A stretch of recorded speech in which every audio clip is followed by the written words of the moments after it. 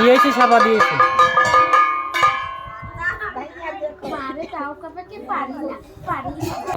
সবাই শুনো, এই যে মিন্টি ওর ভাইয়ের জন্য মানসিক করতেছে যে আমার ভাই ওই অসুখ হয়েছে, যদি ভালো হয়ে যায় অপারেশন না করা লাগে, তাই শীতলা মাকে সবার মুখ মিষ্টি করাবে।